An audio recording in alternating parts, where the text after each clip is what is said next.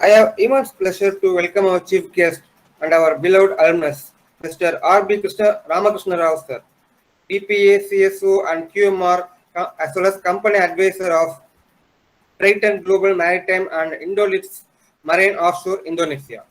He is a proud alumnus who did his HND Marine Engineering in Amat in second batch in the year 1994.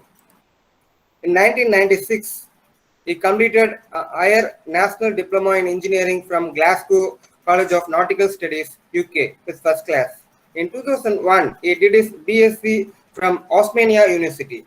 In 2006, he did his PGD in TQM from All India Institute of Management Studies, Chennai. Now he is also pursuing PGD in Production and Material Management from All India Institute of Management Studies, Chennai. He served in various job profiles and added color to them. He worked at Maersk as a marine engineer from 1996 to 2001. He worked as a ship repair manager in Malaysia Shipyard from 2002 to 2007. Then he served as a manager services and repair at McGregor Offshore Singapore from 2007 to 2011. He also served as a general manager at Al Majli International Oman from 2011 to 2014. From 2014 onwards, he has been working as a DPO, CSO, and QMR and company advisor at Triton Global Maritime and Indolits Marine Offshore. Having 25 plus years of rich experience under various profiles, he has core competencies in both maintenance and man management. He is also having some notable projects during his tenure. He commissioned deck machinery in FPSO Cake, Malaysia. He also commissioned machinery items at FSO Abu, Malaysia. He served as a ship repair manager in MV Amar, Malaysia, received lots of appreciation for his service.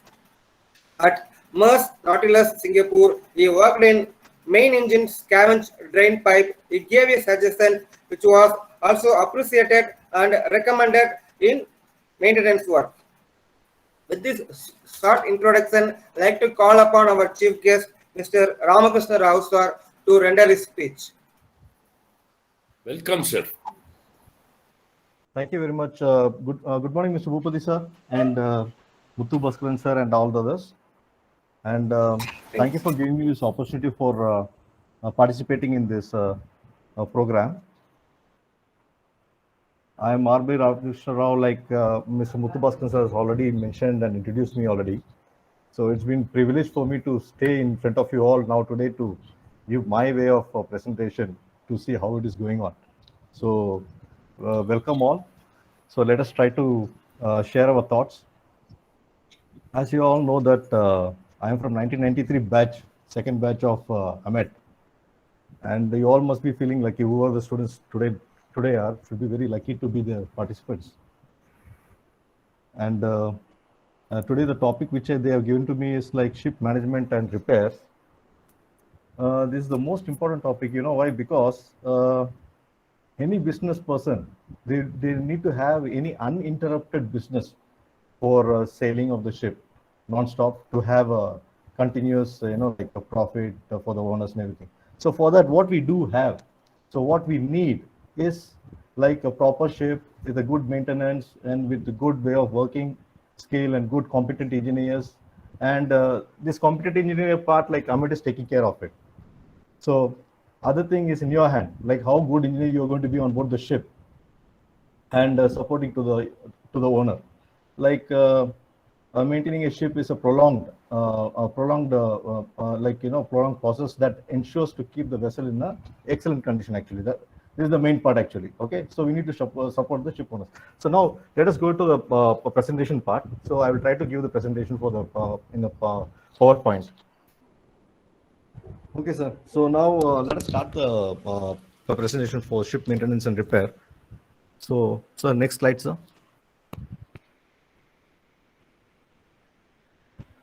Okay, this is the index part. So in the index part, you can see like I have already covered so many topics related to this maintenance That is, especially I've also covered with certificates. Everybody will be thinking, some of them will be thinking, why I've covered certificates and for what reason and all. Because you should know about the certificates in order to know about the maintenance part, then you should go to the PMS. So that should be the base route for each and every single thing. Like you should know about certificates of the ships, why we are having the certificate, what is the purpose of the certificate, what kind of certificates we have, and then based on the certificates, what sort of maintenance we are going to carry out, and then based on the maintenance, what is the PMS we are going to do it. So next slide, sir. So this is the introduction to the maintenance actually. So basically, maintenance is always the best tool for any engineer for needing for ensuring for smooth operation. So this is the basic things which everyone should be knowing about it, and you all should be knowing also about this. So basic reason for the maintenance of the ship is to keep up the ship safety as well as to keep up our owner's asset, because the ship is belonging to somebody and they're trusting us and giving the ship to us. So that means we have to keep their asset in a proper way, and it should be the ship should be available for the highest operational returns also. So in order to comply with all these things, what we have to do is certain maintenance part we have to take care in a proper way in order to get the ship to run in a continuous process without any breakdowns. So this is the thing which we are trying to put up in the introduction. So we can go through this later on. So next slide, sir.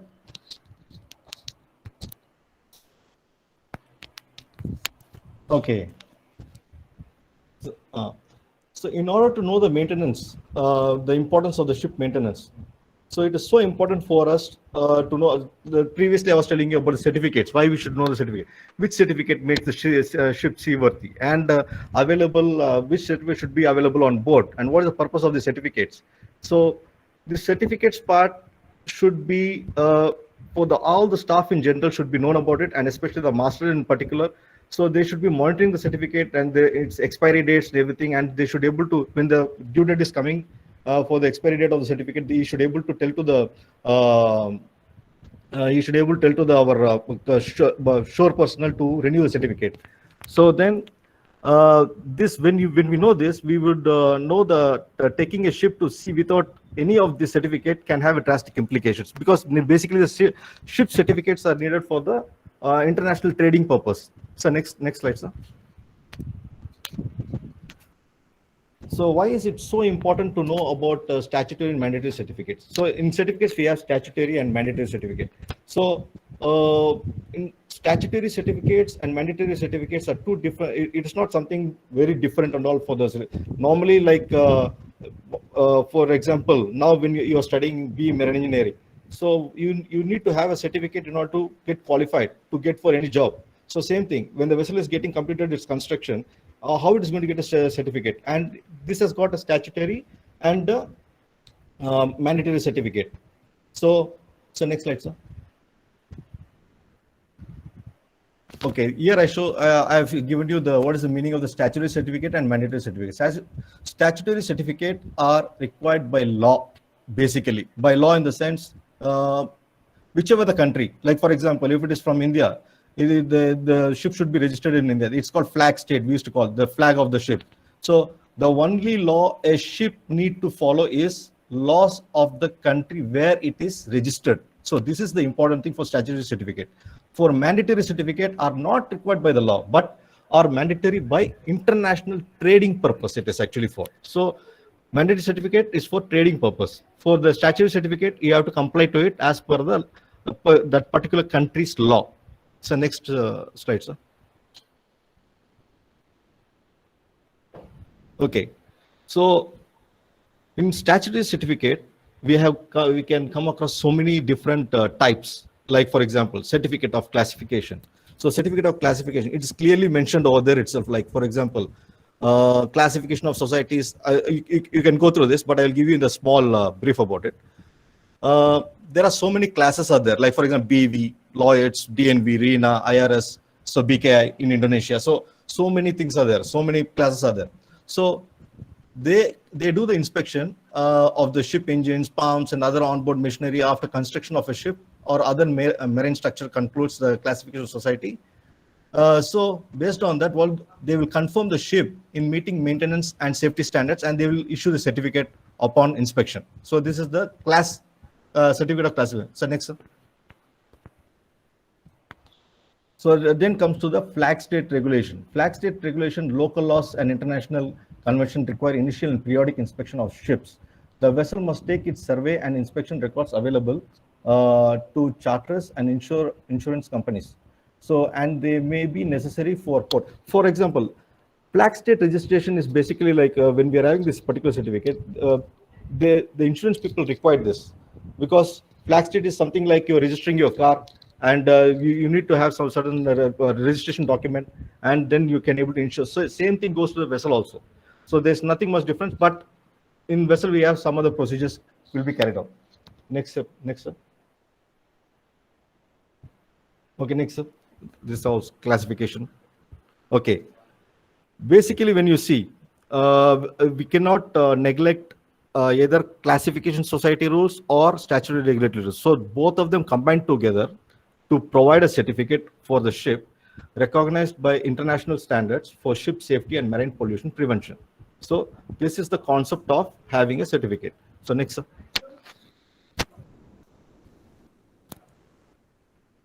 Okay. As I told you, the certificate of registry.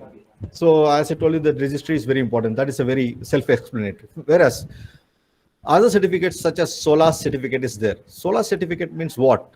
Like it has got so many different subdivisions into it. So like minimum safe manning certificate.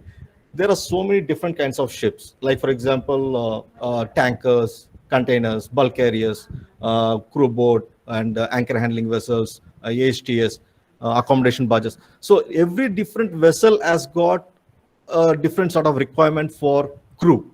So minimum crew requirement will be what you call they will be deciding it, that the certificate provider, that is flag state. Then international ship safety equipment certificate. So in this international ship safety equipment, what does it mean? Like anything concerning about the ship safety. That means fire safety system, life-saving appliances, navigational equipment, pilot embarkation arrangement, nautical publication, lights and shapes, then sound signals, distress signals, and so on. It keeps going on. So ship safety equipment certificate. So this also has to be issued a certificate. Then international ship construction certificate. That means it has to be upon construction of the any vessel, they will be issuing a certificate also. So that is called ship construction certificate and a radio certificate. And then safety management system certificate. So this is a very, very critical thing. Actually, safety management system certificate, the issuance of the certificate to a ship means that it complies with the ISM code. What do you mean by ISM code? International Safety Management. So for safe operation of any ships, this one has to be complied. So safety management system certificate. So how we are going to carry on the safe operation of the ship? That is by means of maintaining your equipments, maintaining your machineries. So this is what we require it. Okay, next sir. Next sir, next slide. Okay, now comes to MARPOL certificate. MARPOL is nothing but marine pollution. So in MARPOL, we have International Oil Pollution Prevention Certificate. So in this, you can already see what and all is there inside. IOPP certificate. The equipments which may include as oil discharge monitoring equipment, oily water separator, OWS, incinerator, then inlet gas system. For example, like now again, you can see inside the certificate what are all the equipments are there and what are all the equipments to be maintained. So we need to maintain every single equipment on board ship without any equipment to be neglected. So for example, oil water separator. Normally, this is the one part where every single engineer used to neglect it because some they are scared. Because I have come across this with my experience, because I got 25 plus years of experience in this field. So what I mean to say is, oily water separator is the one which people normally don't use it on board the ship, and they use it illegally by throwing the oil overboard, which is a very wrong practice and which is very illegal and unsafe to the environment. So please use the oil water separator and try to make use of that equipment which the owners are provided to. If the owner is not provided, you insist him to provide it, because normally it is there as per the it's a mandatory. So, and the incinerator, why it is used for? It is used for actually for waste oil, which we can able to burn it, and through the incinerator we can also throw away all the rubbishes also from the ship. And the bilges. Bilges is another very important thing on board the ship, where you can see the any leaks occurring from any equipment, especially for the main engine or generator or pumps or anything. So bilges is the one which you will be checking normally when you going on board the ship initially, as assistant engineer or cadets who will be joining on board the ship in the first ship. It will be their duty to take the rounds of the ship every now and then on behalf of second engineer or on behalf of third. It's all up to the every particular ship. So normally you'll be directly under the second engineer, under the supervision of chief engineer. So you have to take care of the ship, and you have to go around, you have to check each and every single equipment, whether it's leaking or not. If it is, your bilges are having some contamination with oil, you have to check from where it is coming, what is the source of its coming, and there is some leak occurring somewhere else. So you have to check the leak and find out the leak and arrest the leak immediately in order to maintain your equipment again. So inert gas system. This normally comes in tankers, actually, inert gas system, because inert gas system is actually for inerting of the tanks, of the oil tanks, to you have to take out you must have studied about the fire triangle. Fire triangle, you require the three main processes like heat, fuel, and combustible material. So here you will be taking out one of the material. What is it? Like it is oxygen. So you are taking out the oxygen out of it. So you are inerting the tank in order to prevent it from getting any fire. So that is what it's meant for, inert gas system.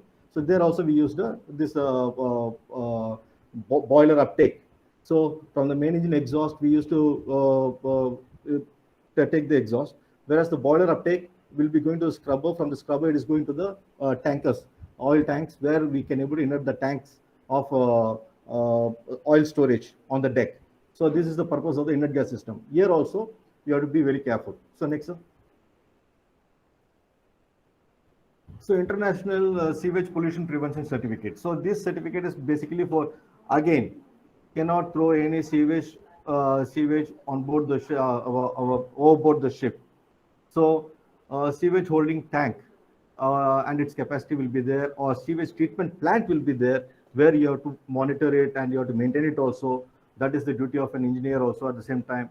So this sewage tank, suppose, for example, if it's an accommodation barges and everything, where it is doing the coastal services, or some vessel which is doing coastal services, they may not be having the sewage treatment plant. Maybe they will be having tanks. So this will be decided by the statutory body, like flag state people, flag state of the particular country, whether they can have this or not, and whether they can have the treatment plant or whether they can have the tanks. So normally they will provide the tank, but you have to remove this tank, empty this tank whenever you're coming ashore upon finishing your projects. Then International Air Pollution Prevention. So this certificate is basically for the main engine as well as for the auxiliary engines, where the exhaust coming out of it, we have to take care of it. So this is the basically you see nowadays we are using in my time we are using all this fuel, what do you call, low quality fuel, and which is contained a lot of sulfur into it. So nowadays the new rules have come up, like we have from 2020, I guess, January 1st, 2020, they have implemented a new regulation. Any fuel which is now supposed to be supplied should have the less content of sulfur, and this less content of sulfur has to be provided to the refineries are nowadays trying to do their best to provide the ships with the less content of fuel. And now we are using the biofuel also at the same time. So there are certain changes are taking place on board the ship nowadays for trying to change the injectors, nozzles, main engine. They are trying to change some sort of a design inside, which is going more into deep into technical, so which I don't want to touch that part.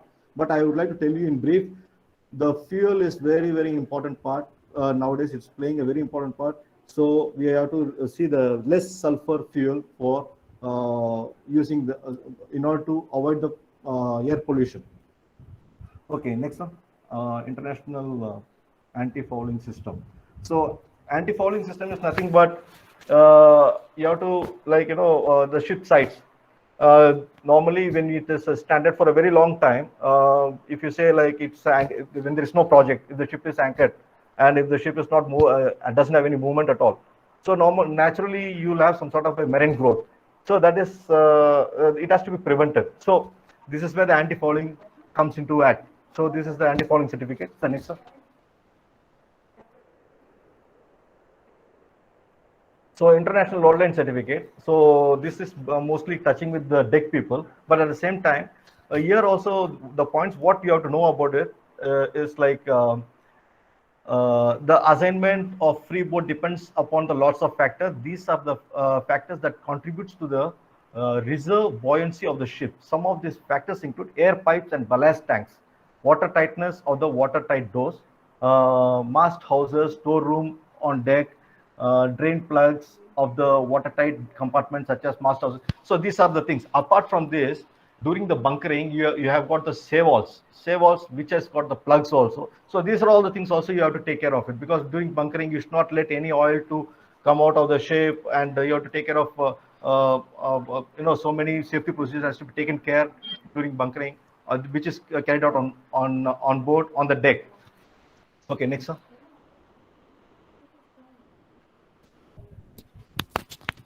So next up, this is the same thing. Next. Okay, now let us go to mandatory certificate. So far we have seen about the statutory certificate, which is coming under the flag state. So mandatory certificate. Mandatory certificate is about, this is the P&I club. Every ship should have a certificate of entry for P&I club. Why? Because P&I is nothing but protection and indemnity, which is the insurance people coming into this act. For example, recently you have seen the incident of Ever Given. I guess recently you have seen about the Ever Given ship, where it is a 400 metric ton which has blocked the Suez Canal on 23rd of March, I guess, if I am not wrong. They were using so many tugboats and a dredging vessel for deepening of the sea, because it's an artificial channel where the big vessels, it's very difficult to go inside. So what has happened is, like, during that process, I think everyone should have seen the news. It's a big hangama has taken place, and so many things have blocked, and ship cannot go inside and come outside. And I've seen a lot of Maersk vessels also stranded over there, here and there. So during this time, how the vessel owner is going to cover that particular damages incurred, because it is a huge damage. I guess it is 960 million US dollars they were claiming from them. So upon negotiation, they come to $550 million, I guess. So from where will they get all this money? Because if they give all this money, from where will they run the business? So they have to go to insurers like P&I Club, because the vessel has to be registered. The vessel has to be having this kind of a certificate, so that the insurer will cover the vessel in order to save the particular scenario. And then next comes the hull and machinery insurance. So this hull and machinery insurance is anything about our machinery and the hull damages. But also in this also we should have to think one thing. Normally there is a human errors or man-made problems have been occurring a lot rather than the natural disasters, because we take it for granted sometimes. Some machineries are running, we let it to run as much as possible till it dies. So naturally it breaks down, and we cannot able to do anything about it. Sometimes we have what you call main engine have some blast inside, the crankcase explosion will take place. So these are the huge damages which cannot be covered. But if it is a man-made error, it's a problem. But if it is a naturally happened, like then we can able to cover this particular insurance also from the insurer. So that's why I wrote, wherein insurance company provides hull and machinery cover for the ship owners and cargo cover for the cargo owners, and P&I Club provides cover for open-ended risks that traditional insurers and are reluctant to insure. Yeah. Okay, sir. Next one.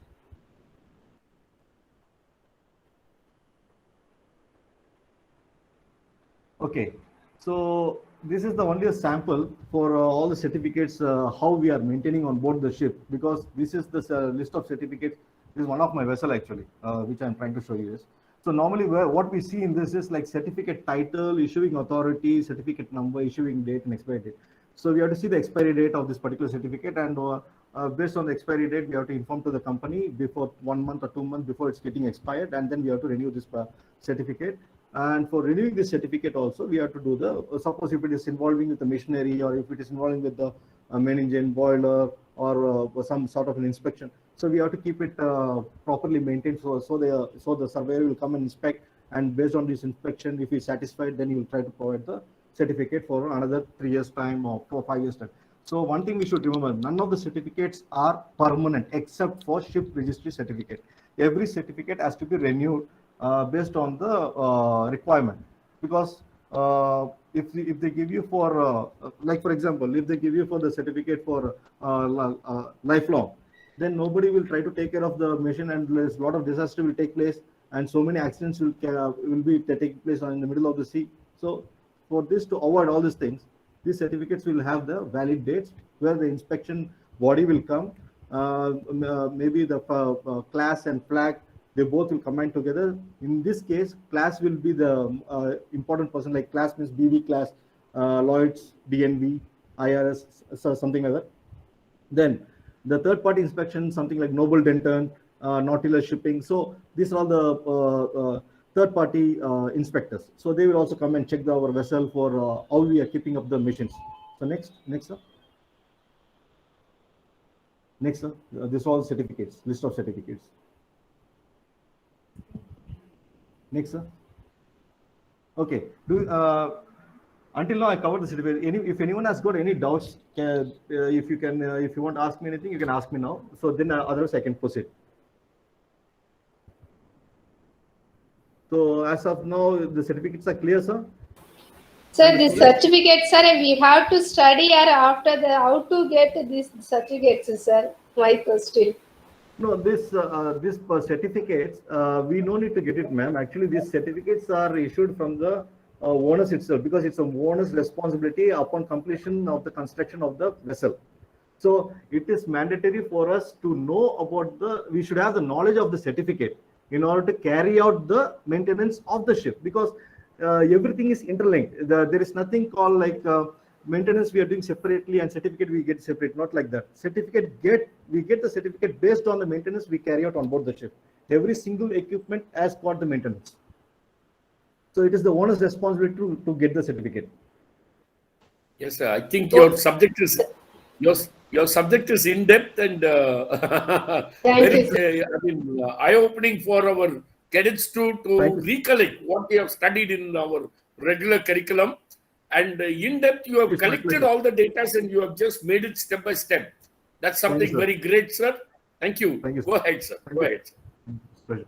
Okay, sir. So let me continue now. So objective of maintenance program. So now let us now, after seeing the certificates, now since you have got some knowledge about the certificate, so now this is the time for us to go into the maintenance program. So maintenance program, what it is called? Maintenance means like basically various points mentioned ISM code. Okay, let us leave about all this thing. Why we do the maintenance for the less downtime with fewer breakdowns, less repairs than emergency and the breakdown repairs.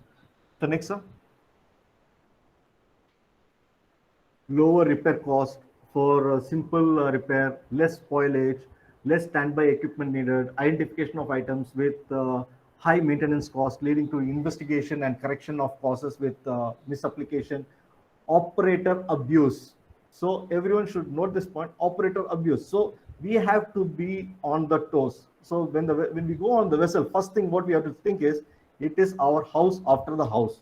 So how in the house do we have to sleep in one place and we eat in the same place? So we are not doing all these things. We have separate place for everything, and we maintain certain things in certain orders. So we clean the house, we keep the house very clean. So the same thing goes to our this thing also, what do you call upkeeping of our equipments and all our items on board the ship, machineries, everything.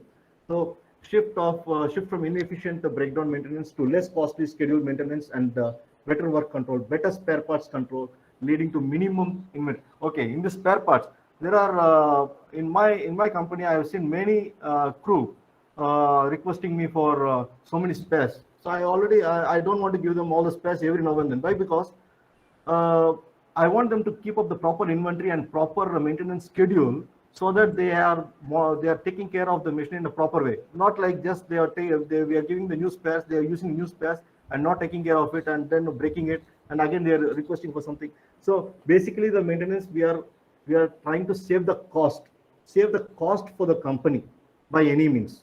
So this is one other thing. So improved cost control resulting from the data obtained during the operation of the preventive maintenance program. So data, maintain your data first. So data should be there for everything. The next up. Okay, now ship maintenance by location. Now see, when you're doing the ship maintenance, there are two different types. One is in the shipyard repairs, other one is in the shipboard in operation. Okay, since I worked in both the part, I was sailing as well as I was working the shipyard in Malaysia. So I got this. A little bit I know about what I'm saying now. I was taking care of FPSO KK. KK project is one of the biggest project in Asia. It's in Malaysia, Gumusut. So we are taking care of the top part. So when we are doing the ship repairs, shipyard repairs means either it should be in the dry dock or it should be at the berth. So it has to be properly scheduled. It has to be properly. We have to maintain it, and we should know what we are exactly doing about it in the shipyard. Shipyard means don't try to bring all the repairs inside the shipyard and try to do everything in the shipyard, because it is not the place where we are trying to do every single thing inside, like small pumps repair or main engine repair or generator repair or compressor repair. That is not the place where the shipyard owners want the shipyard to do it. Shipyard means we want the underwater items to be done. That is the most important thing. We don't want every single thing to be done. So underwater items, that is also coming under the maintenance again. So underwater items, something like underwater valves, transducers, which is like echo sounder, which is connected down below. So these are the things which we have to take care, like gratings and your anti-fouling for the ship hull, and then for the any damages occurred in the bottom of the keel or something like that. So these are the things, and the propeller shaft and the propeller for the, especially for the engineers. So these are the main things we have to focus on to the shipyard. In the shipyard, we cannot go and say that I want to do the compressor, then the ship owner will ask you to get out of the ship first. So then the second thing is like shipboard in operation. So it is in port or at sea. There are two different things are also there in this. What does it mean? In port. In port means like whenever you're coming for cargo discharge, for example, if it's a tanker, loading and unloading of a tanker, because loading and unloading of a tanker. So in this unloading, during this time, we have a small gap of time, like one day or 2 days, because nowadays the things are going very faster in tanker to discharging the cargo and all. When I was sailing in Maersk Nautilus, so we take hardly 1.5 days to discharge the cargo in Maersk. Such a huge vessel, it's a VLCC vessel. During that time, we are not allowed to overhaul any of the main engine as well as generators, because these are the mandatory requirement which we should not touch at all when the vessel is in the port, because vessel has to be always in the standby condition. Whenever it is required emergency, we have to move away from the port. So that is what is required. And during the port, in port, what we can do is like small maintenance can be done. Like for example, any pipes are leaking or anything, like your compressor, like your purifier, like your boiler maintenance, like injector. So many things can be done in the port. And at sea also you should be able to think about what sort of a maintenance can be carried out at sea. Like for example, at sea, you cannot say that I'm going to do a major overhaul at sea, like I'm going to open all the units and everything. No, cannot. Whichever is critical, try to do it at sea, because sometimes the weather might be good, sometimes the weather may not be good. Like for example, in the year 2000, when I was sailing in Maersk Navarin, so that's also one of the tanker. So in the year 2000, the January 1st, we were still keeping, everyone is in the control room because it's in the Y2K. We used to call Y2K in the year 2000. So we are not very sure about how the computers are going to function, because in the Maersk, it's almost everything is like what do you call, automated, all the machineries and everything. So we were very much worried, like whether it is going to have some sort of an error in the computer system, or whether it is going to have some sort of all the data will be erased or PLC program is gone. So we were worried about it. So when we're sitting in the engine room, 00001, everything is gone perfectly all right in the midnight. So everyone went to the cabins and they slept, except for duty engineer, that is the UMS ship. And then what happened is we had a liner crack. We were on the way to Cape Town. So then liner crack, and that unit is like a big disaster, and the rough weather outside this thing. What we did is we cannot able to do that particular unit in that particular moment. Why? Because the sea is very rough and it's rolling and pitching also at the same time, because it's such a big VLCC tanker. If it is rolling and pitching, it's a huge danger also. So we blanked that particular unit. We blanked it means like it's I think you must be knowing from the scavenge port, and then the exhaust on the top is there. So we blocked one of the unit, we blanked it, and then we were running the engine with one unit handicapped. So we are running 6 units, one of the unit is handicapped.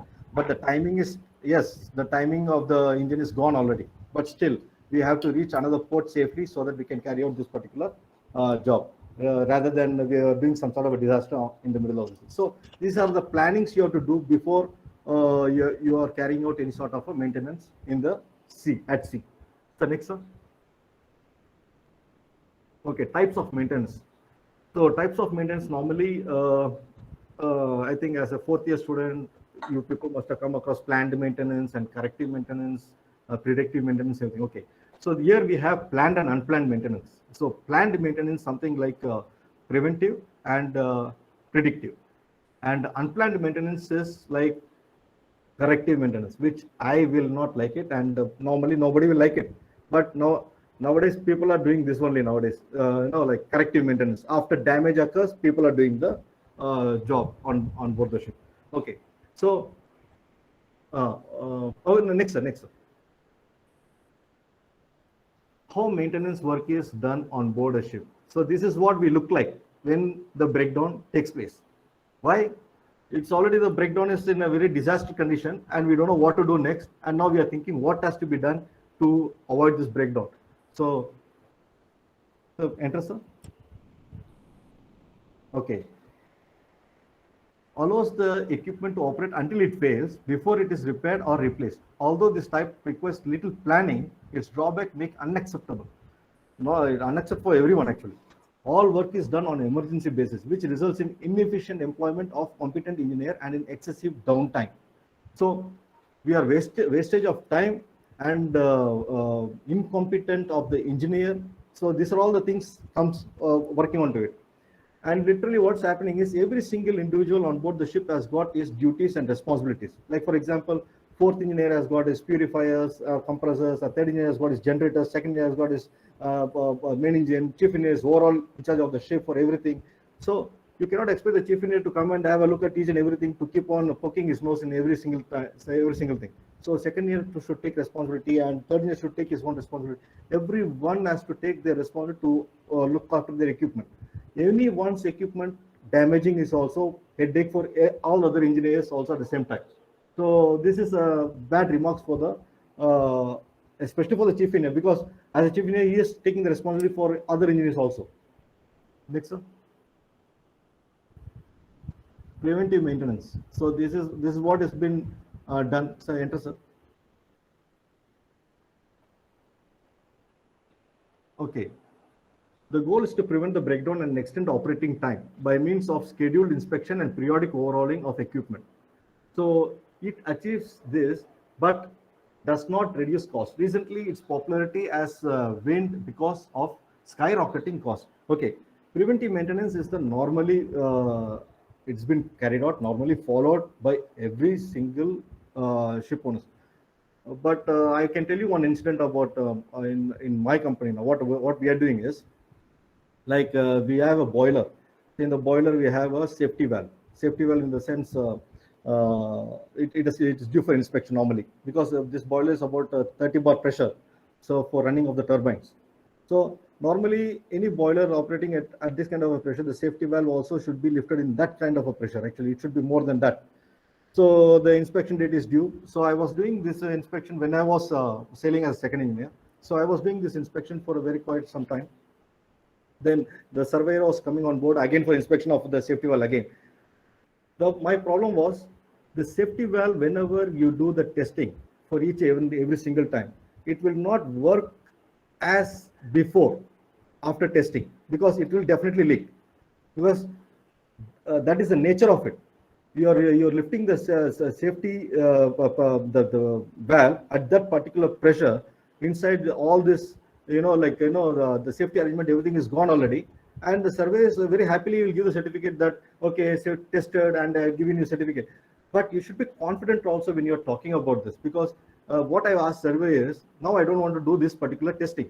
So what can we do about this in order to avoid this testing? Because once we do the testing, I'm very sure we are going to have facing the problem in the next port where the steam is going to leak, and definitely we have to do something about it. Because based on my experience as a third engineer and fourth engineer, it has happened. I've seen it. Then the surveyors told me one thing. Okay, then you have to change the safety valve every 2 years with new one. I said, okay, fine. I'll tell to the company about this. Instead of always testing it and making it leak and making extra expenditure, I can keep this as a standby. I can send it to the shore. I can take the new safety valve, fit it over here, and work it for another 2 years. And then maybe in this safety valve, I can recondition it, and again I can box it back. So there are things which you can able to communicate. There are things which you should be confident enough to speak to the surveyor.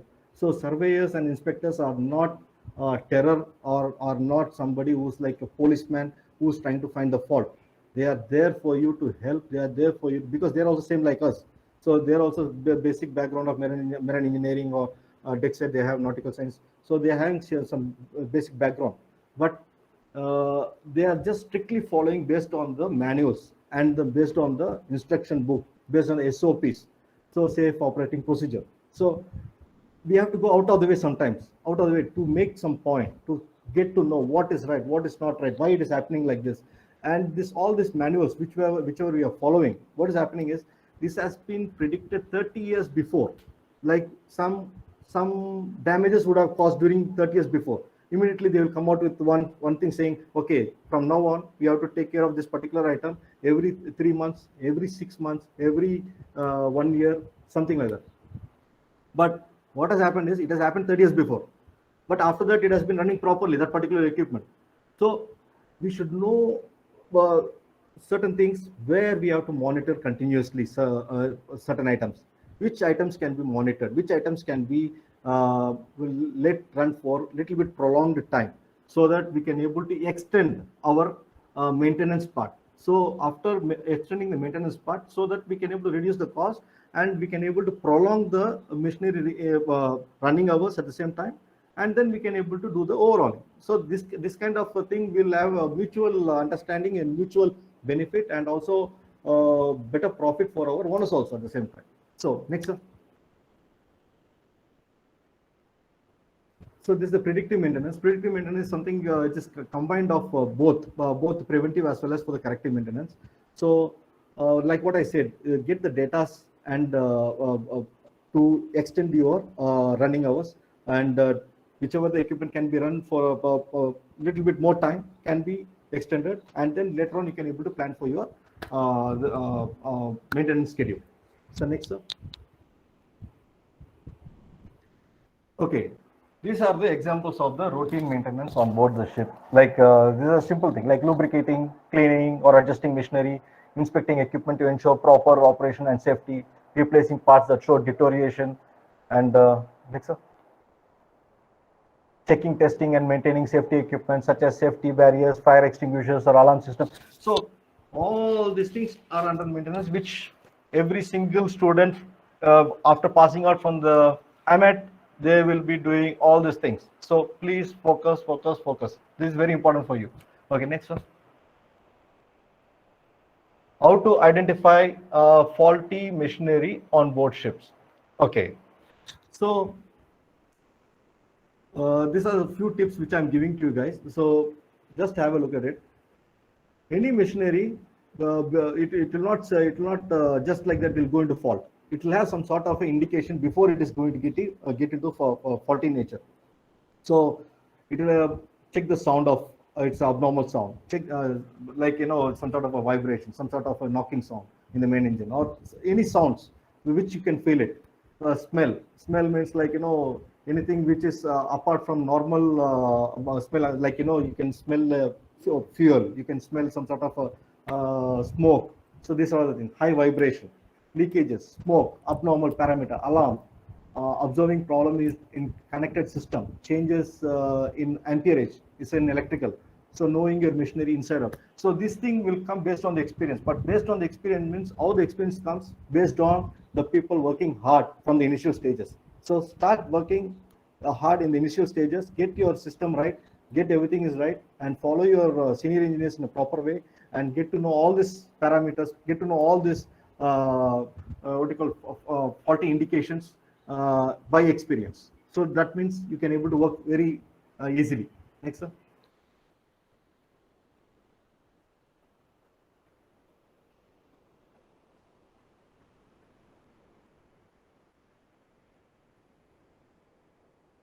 Okay, how is maintenance plan made and implemented? The maintenance plan, how it is made and implemented, leads to identify the problem, establishing the cause, proposing the solution, evaluating the solution, implementing the solution, evaluating its effectiveness, solving. So maintenance means like if anything is having any problem, it just cannot just do repairing just like that. So try to identify the problem, establish. So you just have to follow this kind of establish why it is for, what is the cause, how it has happened, and have some post-mortem report about it. Then after that, you try to see who's best to do this particular job. Either it can be done by the crew or it has to be done by the shore. So based on all these things, criteria, you just decide, and then we can solve the issue. Next one.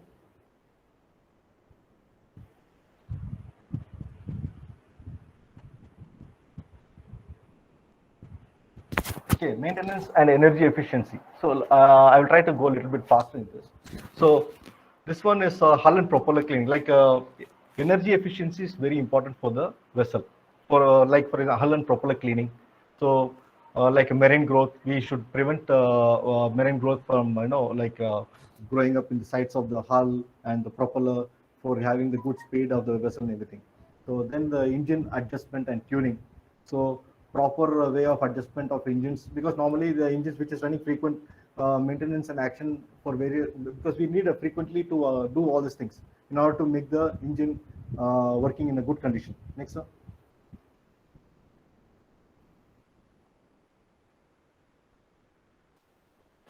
Mechanical transmission system. So in this we can able to see like on board the ship, like okay, like V belt slippage, chain and gear misalignment, proper bearing lubrication. Simple example is like proper bearing lubrication. Either the lubrication higher, more, or lubrication less is both of the problem, because the higher the lubrication is also having the lubricant fluid friction will take place. So, and the lower the lubrication, already that it will get seized up. So this is the small thing. So mechanical transmission system, it should be also very careful. Next, sir.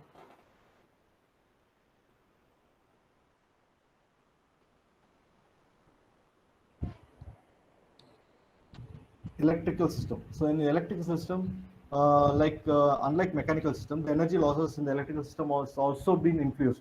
That means basically the motor which is having the dirt and moisture, this will have a heat transfer process will be taking place. So this condition results in the increased wiring resistance, further increasing the motor's temperature and subsequently its energy consumption.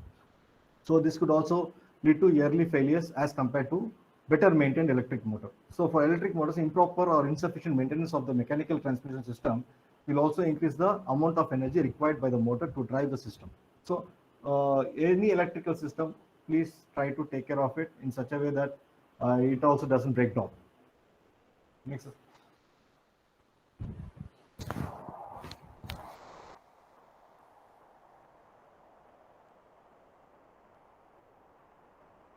Okay, steam system. Steam system, what we can say is like in our boilers, the energy saving system is also there in the boilers. Like how steam trap maintenance and reduce fouling of boilers. Like boilers, once we are using it, we have to do the cleaning of the tubes, cleaning of the draft fan. So many things are there if it's in a tanker. So normally, otherwise we have to do the boiler water washing is enough. then the adjustment of combustion air in relation to fuel flow in boiler, then leak detection program for hot water and steam, and also the steam tracing lines. Wherever the steam tracing lines is available, just try to check the leaks and arrest the leaks immediately.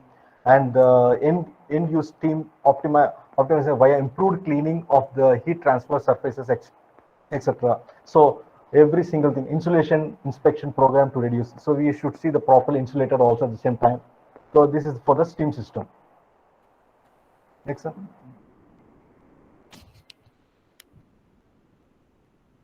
Oh, compressed air system. Compressed air system is same like boiler system only. So this also like poor maintenance of the compressor. And also air leaks. Air leaks means like we have to arrest the air leaks. Otherwise, what will happen is your compressor keeps on running non-stop. Instead of cutting off, it will keep on running. There will be like two types of compressors will be there. For example, 30 bar pressure for the main engine for the starting of the engine. Maybe for 6 bar pressure for your working air. So normally working air pressure compressor should be stopped. And also for the main air compressor also should be stopped in a stop. If it is running non-stop, that means somewhere the air is leaking. Try to catch hold of it and arrest the leak first, so that the equipment can be saved. Next, sir.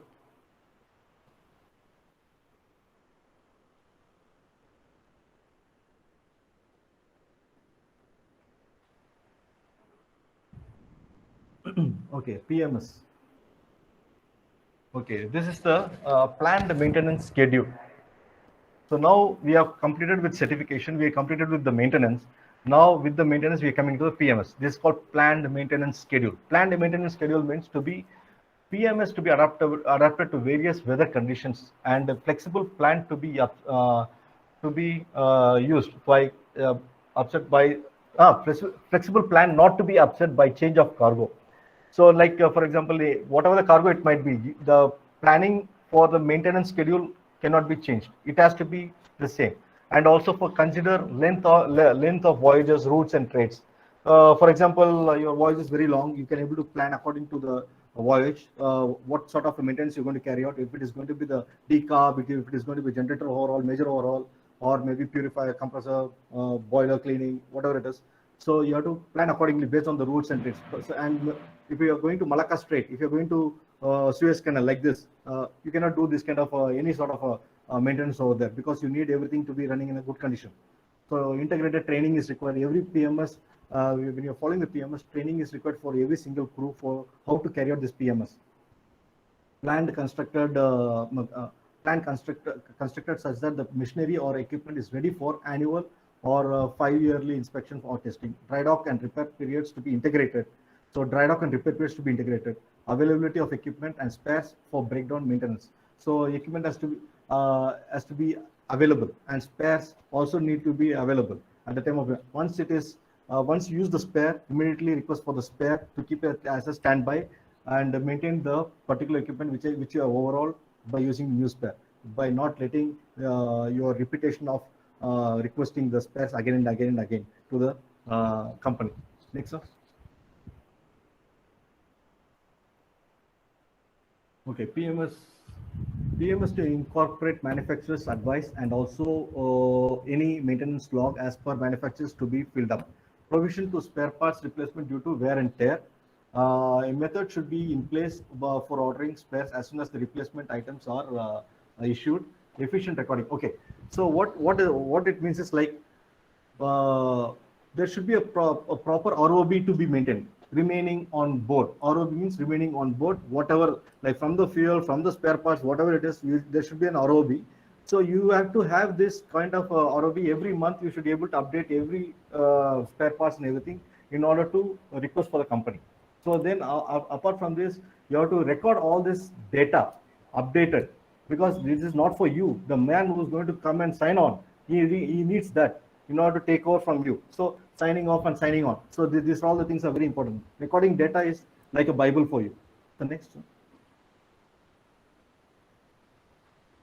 Okay, examples of PMS. Examples of a PMS for a vessel. So there are two types of PMS can be maintained. One is for short term, one is for long term. Short term comes to weekly, fortnightly, and monthly. Long term comes to 3 months, 6 months, and yearly. Next one.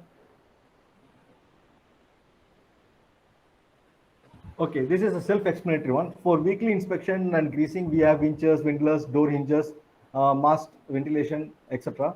For fortnightly, that is every 2 weeks, we can able to see for accommodation ladder and gangway, lifeboat falls, and blocks, divots, pivots, fire hydrants, and monitors, etc. And for monthly, we can have a checklist for check lifeboat falls for broken string. Okay. Apart from this, we have a every weekly routine we have. Like, a weekly routine means like on every Saturday we have boat and fire drill. So in the boat and fire drill itself, you have everything over there. Like, you have to take care of you have to lower your lifeboat. Then you have to take care of all the fire hydrants. You have to go and assemble in your muster station. Go to the they will create a scenario for the fire and try to attack the fire. So in this itself, everything comes out for the safety equipment purpose of like CO2 cylinders and everything. So this is the short-term maintenance. So next one. So in the long-term maintenance, we have 3 monthly inspection, navigation lights, connections, holes, ventilations system, lashing gear, etc. 6 monthly winches, mooring, rollers, freshwater tanks, all running gears, including blocks and derricks, buffer dams, void spaces, ventilators, double bottom, manholes, bilges, fixed firefighting systems. Yearly, we have to do the redust and paint cranes, lifeboat falls, spare anchor to be greased. So this for the yearly. Otherwise, you'll get rusted and you will not have any more anchor on board the ship. So rotational painting of deck. Deck plates has to be taken care, which is deck cadets used to do when they are going on board the ship, along with the ABs. So storerooms, accommodation, etc. So next one.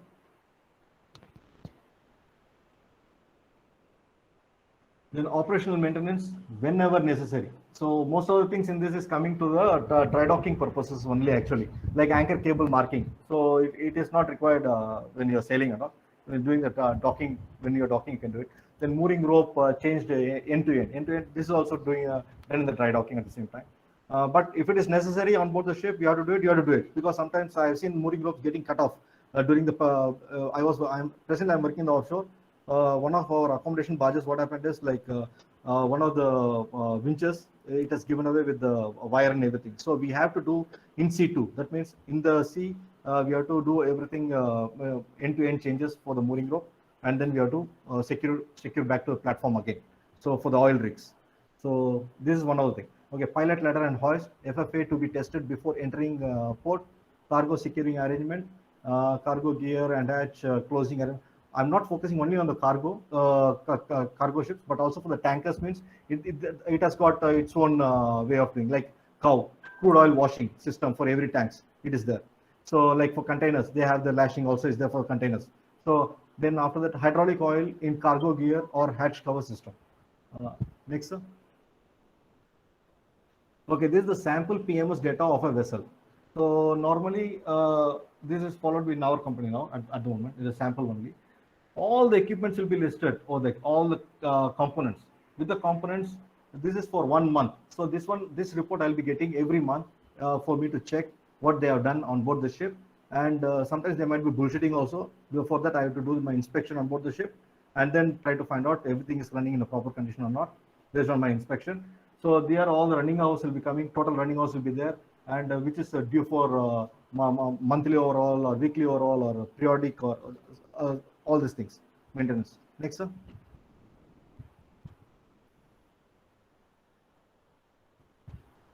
This is also maintenance of the main air compressor. These are all the sample for you. Next, sir. All these are all samples. Next, sir.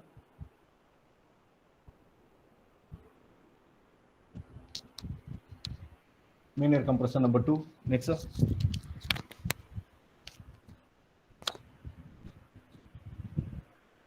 Next, sir. You can keep going, sir, now, because this is all only sample.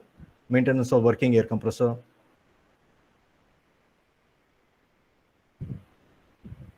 Maintenance of the main engine starboard side. Main engine starboard. Next, sir.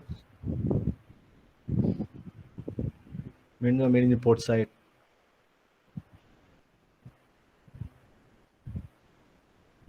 Main auxiliary engine number 1. You can see all the items are there already for auxiliary engine, main engine. What is the due for service? Last maintenance when it is carried out. Next running hours when it is next running hours service when it is going to happen. and the remarks column, what they have done. So everything is there already. The data is there already. So we cannot escape.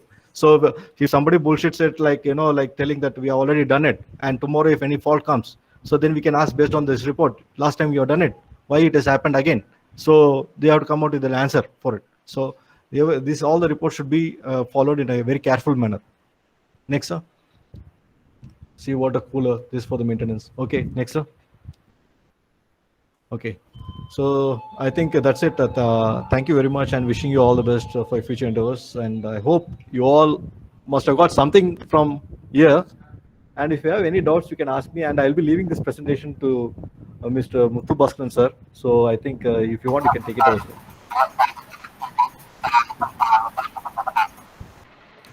Thank you, sir. Thank you so much for a detailed presentation on ship maintenance and repair.